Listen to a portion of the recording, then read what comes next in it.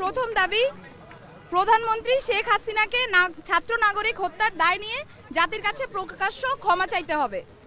দ্বিতীয় দাবি, আইন শৃঙ্খলা রক্ষাকারী বাহিনী ও দলীয় ক্যাডার এবং সন্ত্রাসী কর্তৃক ছাত্র নাগরিক হত্যার দায় নিয়ে স্বরাষ্ট্রমন্ত্রী আসিফুজ্জামান খান কামাল, সড়ক পরিবহন ও সেতু মন্ত্রী ওবায়দুল কাদের, শিক্ষামন্ত্রী মহিবুল হাসান চৌধুরী নয়ফেল, আইনমন্ত্রী আনিসুল হককে মন্ত্রী পরিষদ থেকে পদত্যাগ করতে হবে। ইন্টারনেট শাটডাউন করে দেশে ডিজিটাল ক্র্যাকডাউন করায় তথ্য প্রতিমন্ত্রী জুনায়েদ আহমেদ পলককে পদত্যাগ করতে হবে। আন্তর্জাতিক মিডিয়ায় শহীদ শিক্ষার্থী এবং আন্দোলনরত শিক্ষার্থীদেরকে ড্রাগ অ্যাডিক্ট বলে কুরুচিপূর্ণ ও মিথ্যা বক্তব্য দিয়ে এবং আন্দোলনকে ভিন্ন খাতে প্রবাহিত করার চেষ্টা করায় তথ্য প্রতিমন্ত্রী মোহাম্মদ এ আরাফাতকে পদত্যাগ করতে হবে। ঢাকা দাবি নাম্বার 3, ঢাকা সহ যত জায়গায় ছাত্র নাগরিক শহীদ হয়েছে সেখানকার ডিআইজি, পুলিশ কমিশনার ও পুলিশ সুপারদের চাকরি থেকে বরখাস্ত করতে হবে।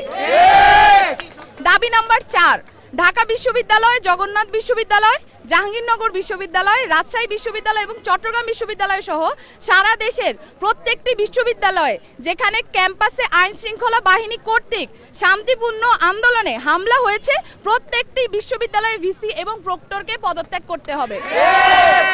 দাবি নাম্বার 5, যে পুলিশ, বিজিবি, র্যাব ও সেনা সদস্যরা শিক্ষার্থীদের ওপর গুলি করেছে, ছাত্রলীগ, যুবলীগ সহ যে সকল সন্ত্রাসীরা শিক্ষার্থীদের ওপর নৃশংস হামলা পরিচালনা করেছে এবং যে সকল নির্বাহী ম্যাজিস্ট্রেট, পুলিশ ও সেনা কর্মকর্তাদেরকে নিরস্ত্র ছাত্র নাগরিকদের ওপর গুলি করার নির্দেশ দিয়েছে তাদেরকে আটক করে হত্যা মামলা দায়ের করতে হবে ও দ্রুততম সময়ের মধ্যে গ্রেফতার করতে হবে।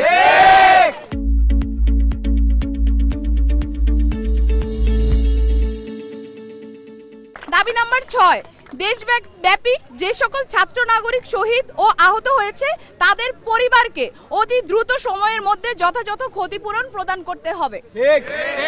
7, দাবি নাম্বার 7, ঢাকা বিশ্ববিদ্যালয়, জগন্নাথ বিশ্ববিদ্যালয়, জাহাঙ্গীরনগর বিশ্ববিদ্যালয়, রাজশাহী বিশ্ববিদ্যালয় এবং চট্টগ্রাম বিশ্ববিদ্যালয় সহ সারা দেশের প্রত্যেকটি বিশ্ববিদ্যালয় এবং শিক্ষা প্রতিষ্ঠানে ছাত্রলীগ নামক সন্ত্রাসী সংগঠন সহ সকল লেজুর ভিত্তিক ছাত্র রাজনীতি নিষিদ্ধ করে দ্রুততম সময়ের মধ্যে নিয়মতান্ত্রিকভাবে ছাত্র সংসদ কার্যকর করতে হবে।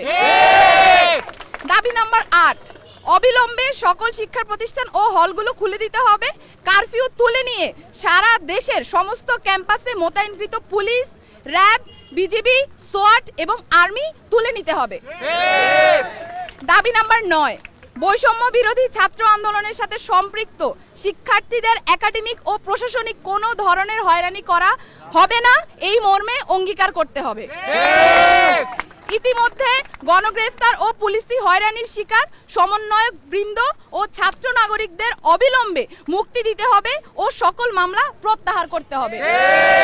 এই ছিল আমাদের 9 দফা দাবি এবং এই 9 দফা দাবিকে সামনে রেখে আমরা আমাদের আন্দোলন পরিচালনা করছি এবং আজকেও আমাদের যে কর্মসূচি সেই কর্মসূচি থেকে আমরা বলতে চাই অবিলম্বে অতি দ্রুত আমাদের যে 9 দফা দাবি সেটা মেনে নিতে হবে।